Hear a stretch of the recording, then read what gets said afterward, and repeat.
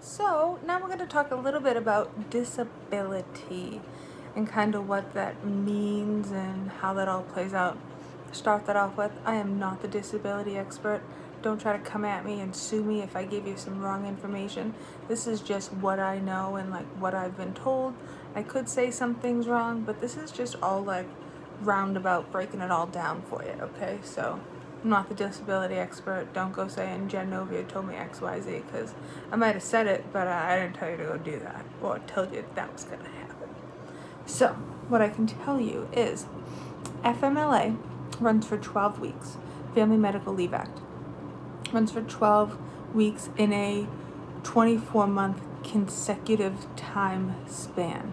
So, if it's from January to December or June to June, whatever it is, whenever you start your FMLA, you have 12 weeks to use it in a 12-month time frame. So 12 weeks every 52 weeks. Cool.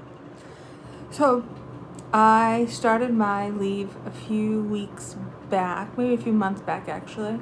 And I was doing intermittent leave. So I would be out for 2 days, come back to work for like a month, and then I'd be out for a few days, then I'd be gone for a week, or whatever. It just all depended on what I needed it and like what was going on with my treatment. So I was on intermittent leave. So I used some of my FMLA days. I used about 2 weeks out of the 12 weeks that we get. So now, and that was under an individual short-term disability case that I have. So now I have a new short-term disability case. So I have a new short-term disability case, but the same amount of FMLA days in my bank. So new short-term disability, I get 12 weeks, 100% paid through my work. Yay, good job, work. Not all workers do that. Then after those 12 weeks, then I switch down to 60% pay for another 12 weeks. Okay, so what's that put me at? 24 weeks? 24 weeks I'll get, and let's just call it, for the sake of like being even numbers, say make $100,000. I'll make $100,000 for the next 12 weeks, then I'll drop down to $60,000 for those next 12 weeks. Then, wait a minute, what happens after that? Then you've exhausted all your short-term disability, because my short-term disability is only 160 some odd days. Then I switch over to what they call a long-term disability. Do you know what the long-term disability pay percentage is? It's really sad. It's 40%. So, 40%, if I make $100,000 in the state of Massachusetts, now I'm going to drop down to make $40,000. Did you know that $40,000 is below poverty level in the state of Massachusetts, I'm pretty sure? So, that's interesting that below poverty level, but we're expected to live off of it. It's all kind of off.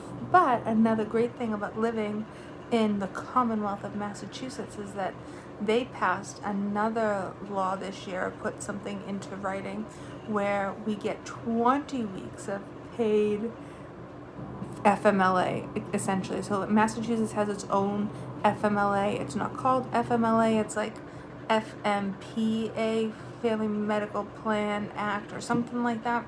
So now we get 20 weeks. So if I were to have a baby and have something great to celebrate, instead of getting 12 weeks of maternity leave, I'd get 20 weeks off. How amazing is that? That's so great for people. So now I'll get, and it also includes job protection. So I'll get 20 weeks of job protection under, in the state of Massachusetts. So go Massachusetts. And no, it's not for free. We're paying for it. We've been paying for it since, I believe, October 2019. So that's in there. You'll probably see, like, what was that little extra bit that was being taken out of my paycheck? That's what it was. But if you ever need FMLA, you get 20 weeks instead of 12 weeks. So not so bad. A little bit better than what it was before. They'll also pay you up to $850 per week that you're out. So what does that look like for me? I'll get $850. I think I'll get the max. So I'll get $850 from the state of Massachusetts. And then Sedgwick, who is a third party that my company uses, will then pay me the rest of my balance. So say it was $1,000 a week I was supposed to get. I would get $850 from the state of Massachusetts. And then I would get another $150 from Sedgwick. So $150 would come through my employer aid related funds, whatever you want to call those departments. It's probably part of like an insurance policy that they have. So I'll work through that for a little bit. So my short-term disability runs out in May, and then I switch over to long-term disability. So I'll go down to 40% pay. So this is why people set up GoFundMe pages and other things like that. Who can live off of $40,000 a year when you have a mortgage to pay, student loans to pay, credit card bills, life happens? Oh, wait a minute, I'm sick, so I have medical bills. Oh, wait a minute, your teeth rotted out of your mouth because of all the chemo. That's just a cool $5,000 dental bill. No big deal. You can pay that. Don't worry about it. No issues. On top of all, now I'll have a new insurance premium starting again. So that starts over again in March, so I'll have to meet that deductible. So it's like, life is just one big snowball.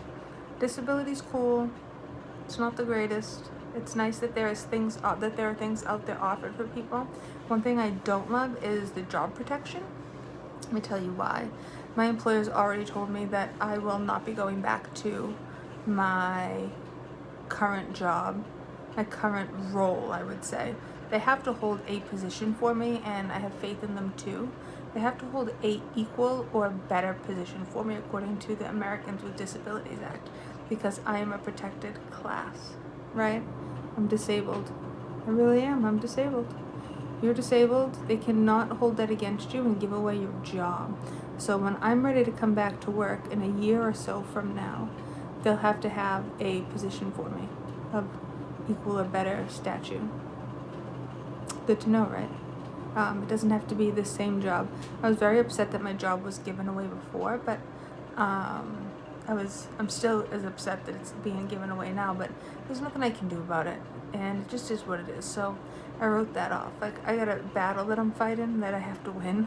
It's more important than me worrying about, am I going to go back to the same store? My favorite part of my job, just so you guys know, is the people that I support and the people that support me. So I do what I do for the people, not for the clothes. And I love to teach, and I love customers. Yeah, but it's all about the people for me. It's not about product. Where some people like love fashion, I love humans. I love working with humans. I love helping them buy things. I like teaching them how to help people buy things. I love to teach. I love to watch people grow. It's probably one of my favorite things to do, or to help people through a situation. So there's a little bit about the disability fun stuff, and then a little bit about my personal stuff that I'll go through, and then a little bit about my actual work. And I love Nordstrom. I love working there. It's been a good 12 years. So FMLA. I wish we could get paid the same amount of money the whole time that we're out, because that's what we all deserve, but it doesn't, unfortunately, work that way. So start saving for your rainy days, because you never know when you're going to have one. Hope this video was helpful at some point to someone.